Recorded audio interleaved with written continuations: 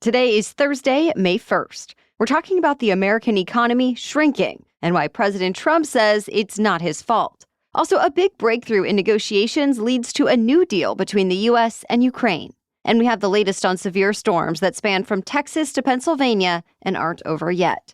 Plus, why Visa wants to give your credit card information to AI, who's being punished for prank calls during the NFL draft, and how a kangaroo ended up causing chaos in Alabama. Those stories and even more news to know next. Welcome to The Newsworthy. All the day's news in around 10 minutes. Fast, fair, fun, and on the go. I'm Erica Mandy. Thanks so much for being here. You ready? Let's do this.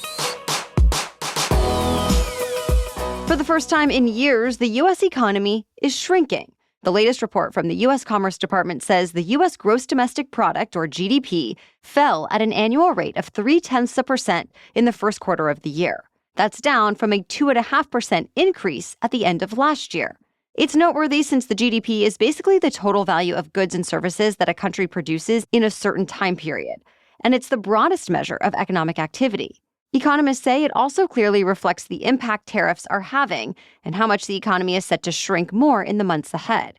Specifically, the data shows how businesses are stockpiling goods, causing imports to surge. Imports count against the GDP since they aren't produced here, though that trend does seem to be turning around as shippers are reportedly canceling orders from China. The latest government data also shows how Americans are growing wary of spending too much money unless it's on big purchases like cars, though some automakers say that trend is starting to change too. Plus, the GDP report specifically called out a decrease in federal government spending. President Trump responded to concerns over his tariff policies yesterday by acknowledging that some products might start to be tougher to find and more expensive. Or as he put it, American kids might have $2 instead of $30. But the president insisted China will face the brunt of the impact and that there's not a recession coming to the U.S. Trump also said any economic setbacks the U.S. is facing now is because of his predecessor, former President Biden. Meanwhile, the U.S. Senate was given the chance to rein in Trump's trade policy, but ultimately rejected it. The resolution to effectively block tariffs failed in a 49-49 vote, since two senators who have criticized tariffs were absent. Vice President J.D. Vance was the tiebreaker, killing the measure for good. Either way, it probably wouldn't have mattered, since the White House says Trump would have vetoed the measure had it passed. Months of negotiations have ended with a deal for the U.S. and Ukraine. Both sides signed a new economic agreement. It gives the U.S. access to new projects to develop Ukraine's natural resources like aluminum, graphite, oil, and natural gas. It also establishes a joint investment fund for Ukraine's reconstruction. And both sides say it helps reimburse the U.S. for future military assistance to Ukraine. That said, the deal does not offer direct security guarantees. Now the focus shifts to negotiations over a peace deal. President Trump has threatened to walk away from those talks if there isn't any progress in the next couple of weeks. Stay tuned. A Palestinian student who led protests against the war in Gaza was just released from U.S. custody. Mohsen Madawi was arrested by immigration officials weeks ago during an interview about finalizing his U.S. citizenship. But yesterday, a judge ordered he be released, agreeing with the argument that he was targeted in retaliation for protected speech. Immigration authorities have arrested and detained college students from all around the country in the last couple of months. Madawi is the first of those students to win his freedom after challenging his arrest. Trump administration officials say protesters advocated for violence and glorified the terrorists of Hamas. But in Madawi's case specifically, dozens of community members vouched for him, attesting to his character and describing him as peaceful.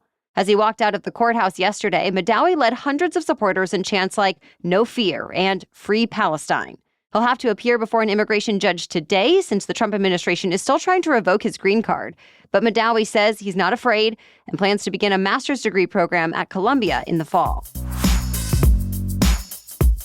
There's some new backlash over a picture taken nearly 5 years ago and shared all around the world. You might remember it. It showed FBI agents kneeling with protesters in Washington, D.C. during racial justice protests. It was shortly after George Floyd was killed at the hands of police officers in Minneapolis, and the agents were sent to protect federal monuments and buildings. Well, now news outlets like the Washington Post cite sources who say those agents seen in the photo were just reassigned, essentially demoted. And the sources say no explanation was given. Publicly, the FBI just says it won't discuss personnel matters, though the Justice Department has said it's also reviewing the conduct of agents associated with cases that are deemed political, like investigation of President Trump and his allies.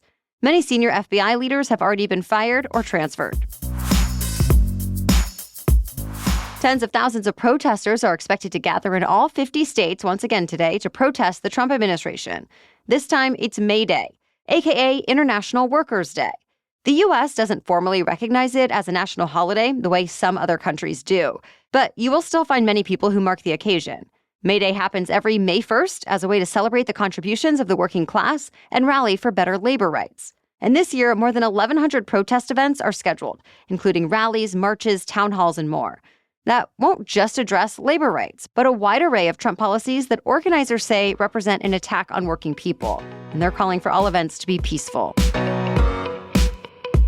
Parts of the south-central U.S. are dealing with another round of severe thunderstorms and flash flooding. Sadly, at least 2 people died in floodwaters in Oklahoma yesterday. Storms drenched much of Oklahoma and Texas yesterday. Besides flooding roads, it also caused hundreds of flights to be canceled or delayed at major airports like DFW. Meanwhile, Tuesday night's storm is being blamed for 4 deaths in Pennsylvania. It also knocked out power to hundreds of thousands of customers in Pennsylvania and neighboring states, and many of them are still in the dark this morning. Today, the biggest severe weather threat will span from Austin, Texas to Cleveland, Ohio. We have more news for you still coming up, but first a quick break to thank our sponsor. My closet is quickly filling up with Skims for all my everyday essentials, including short and long sleeve t-shirts that I reach for almost daily. My latest favorite is the Skims cotton jersey long sleeve tee. It's a form-fitting silhouette that flatters my waist, and I can wear it on its own or use it for layering. So it's perfect for this time of year as we transition into spring.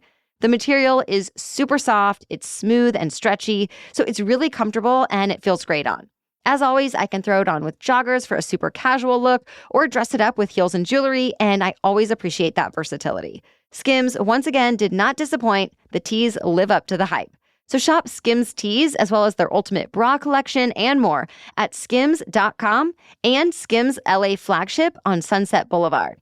After you place your order, be sure to let them know we sent you. You can select podcast in the survey and be sure to select our show in the drop-down menu that follows. Now back to the news.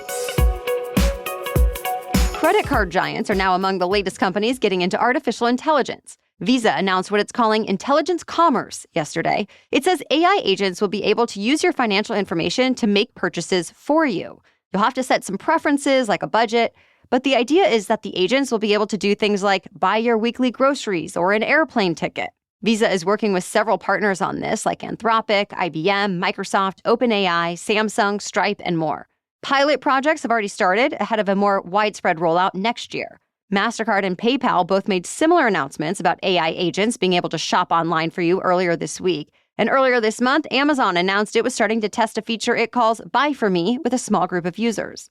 OpenAI, Google, and others have also showcased similar agents, and OpenAI just updated ChatGPT to include shopping. This week, UPS announced 20,000 layoffs. It's also going to close dozens of facilities. The company is citing fewer shipments from Amazon since reaching a deal with Amazon to cut shipments by more than half in an effort to be more profitable. Fox Business also cites slowing trade because of tariffs. UPS also launched its own website that tracks developments and negotiations in trade talks. It also is supposed to help people explore options to manage tariff costs. Meanwhile, Amazon is expanding its own delivery network. The company says it's spending more than $4 billion to add more delivery stations to rural areas. This will apparently mean people in small towns and the countryside will be able to get their packages in half the time. The move is also expected to create 100,000 jobs by next year. One of the biggest stories to come out of the 2025 NFL Draft has nothing to do with who was actually chosen, but who decided to prank players waiting to hear their names called. At least 6 players were reportedly prank called during the draft. The most talked about call was placed to Colorado quarterback Shedeur Sanders, who was originally considered a top draft prospect, but did not end up going until the 144th pick. Both sides of that phone call were recorded, with someone telling Sanders they were from the New Orleans Saints and that he was going to be their next pick. Well, then the person told Sanders he'd have to keep waiting. The pranker turned out to be the college-age son of the Atlanta Falcons defensive coordinator. So the NFL fined the Falcons $250,000 and their defensive coordinator another $100,000 for not keeping Sanders' confidential information safe. The son apparently found the phone number on an unlocked iPad. The NFL is also investigating the other prank calls, but the league says they were unrelated to the Sanders one. Traffic was brought to a standstill in Alabama this week, all because of a runaway kangaroo. It was spotted hopping along the side of Interstate 85 between Montgomery and Auburn.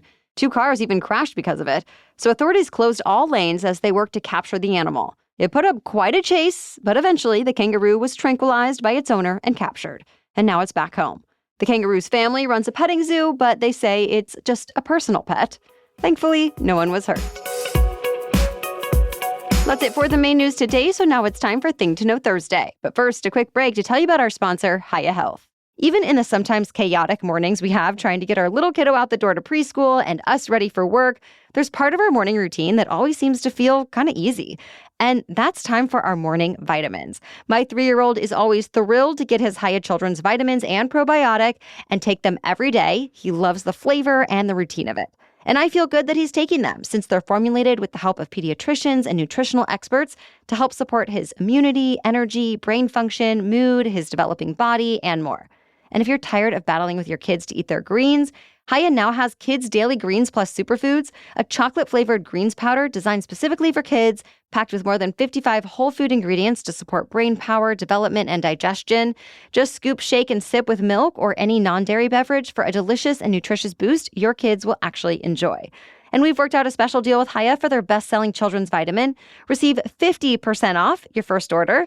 To claim this deal, you must go to hiyahealth.com/newsworthy. This deal is not available on their regular website.